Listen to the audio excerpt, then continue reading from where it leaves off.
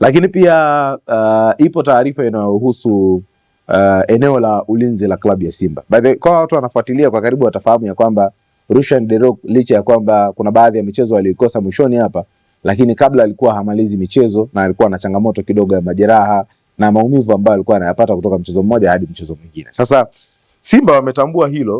Unakumbuka msimu uliopita walikuwa na changamoto kidogo. Wilson Nango alipata majeruhi, lakini pia Hamza alipata majeruhi. Kwa hiyo ni miongoni mwa vitu ambavyo Simba hawatamani vijirudie tena. Sasa hivi wameingia chimbo na wamemsajili Serge Baggio, mlinzi wa kimataifa huyu wa Ivory Coast. Ni miongoni mwa nyota ambao wanaingia kwenye kosti ya klabu ya Simba.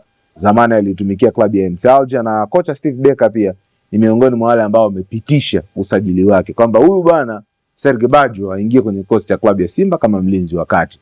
Kuhusu nani anatoka kumpisha kati ya Karabu Chamama, Rushan De Reuck, hilo bado linabakia kwenye uongozi wa klabu ya Simba, lakini ukweli ni kwamba Simba imetafuta mlinzi wa kati na Serge Baggio atajiunga na kikosi cha wekundu wa Msimbazi Simba kama mchezaji mpya.